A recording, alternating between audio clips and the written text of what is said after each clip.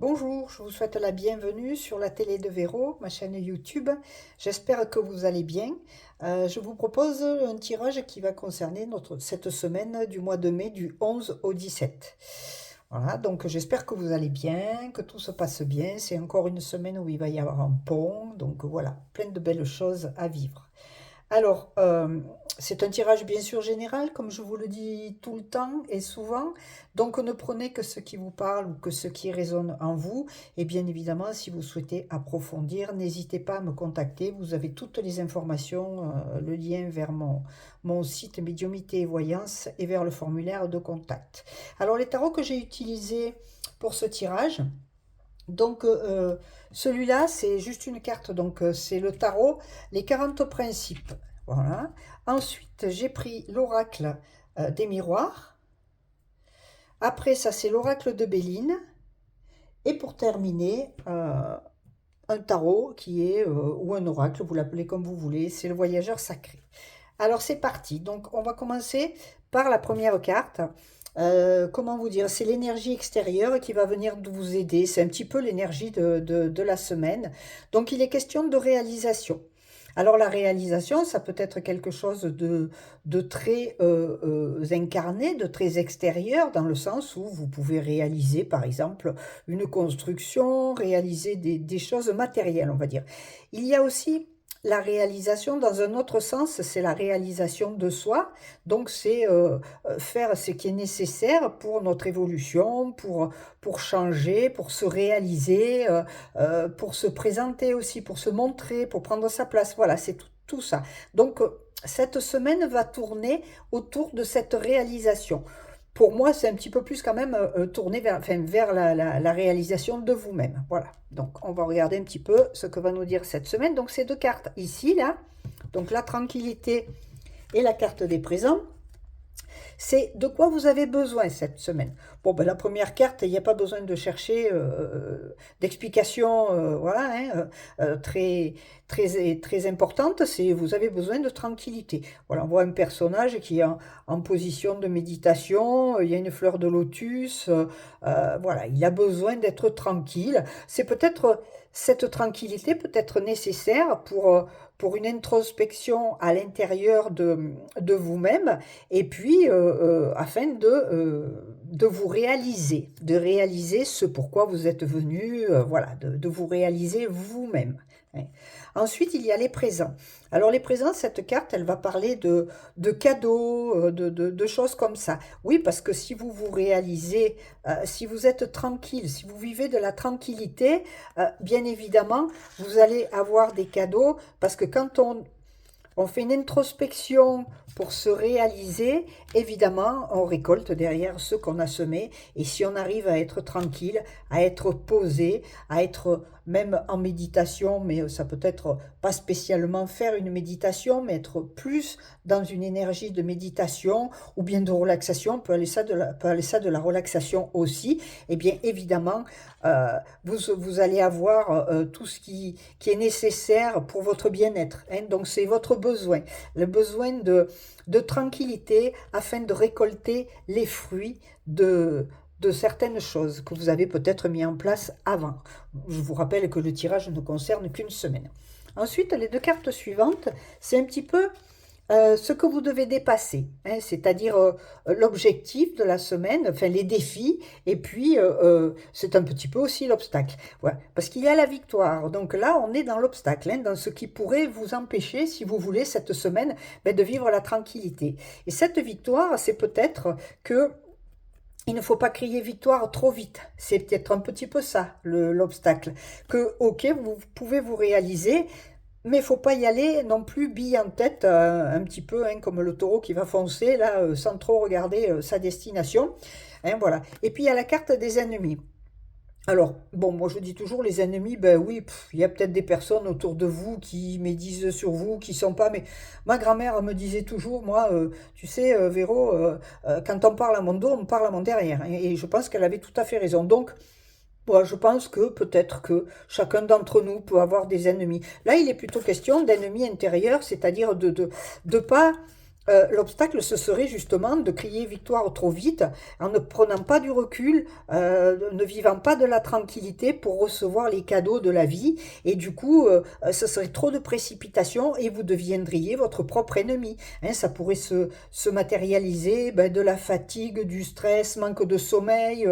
Pour certains, le stress va amener une prise de poids, pour d'autres, ça va être l'inverse. Alors bon, on est dans une semaine, mais c'est quelque chose qui peut s'étirer dans le temps. Donc voilà, vous pourriez en criant victoire trop vite, être votre propre ennemi. Hein, il est plutôt question de ça, de votre ennemi intérieur.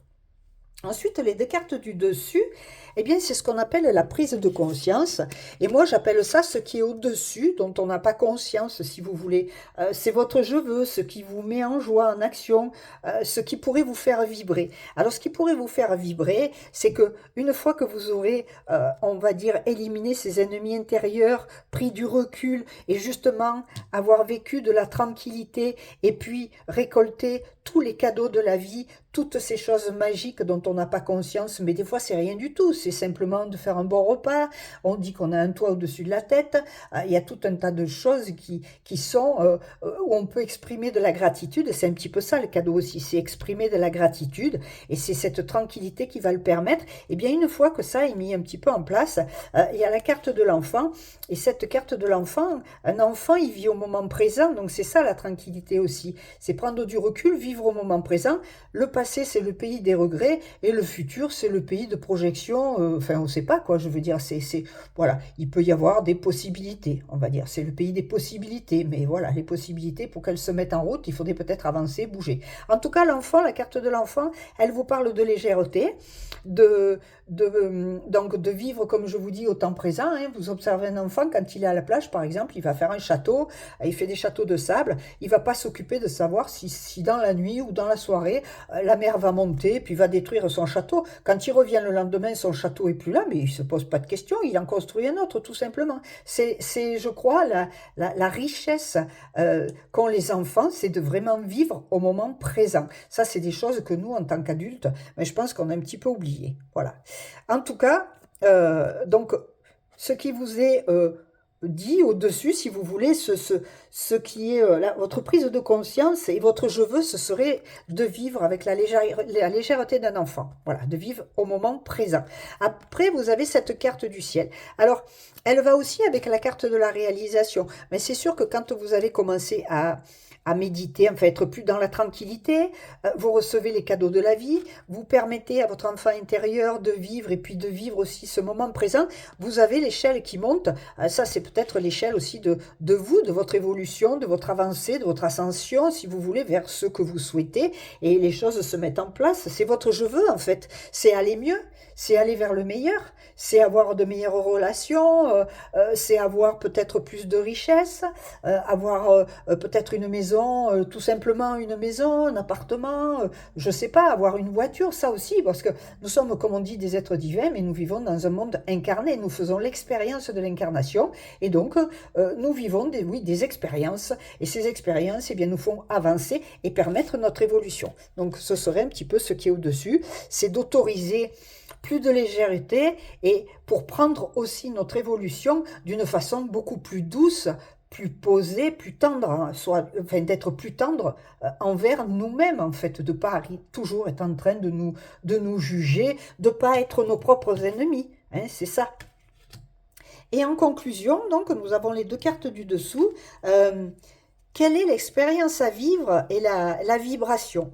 Eh bien, l'expérience à vivre, ce serait donc d'équilibrer la balance, hein, entre diverses choses. Ça peut être du matériel, mais ça peut être aussi créer un équilibre grâce à la tranquillité à l'intérieur de nous, et puis grâce aussi au fait de devenir du coup victorieux sur nos ennemis intérieurs, hein, ou notre ennemi intérieur. Et cette balance, eh bien, elle nous parle de faire un compromis avec nous-mêmes, c'est de signer un contrat avec nous-mêmes pour aller mieux, pour que les choses s'équilibrent. Et quand les choses s'équilibrent à l'intérieur, elles vont s'équilibrer à l'extérieur. Hein, ce qui se passe à l'intérieur de nous est le reflet de ce qui se passe à l'extérieur de vous.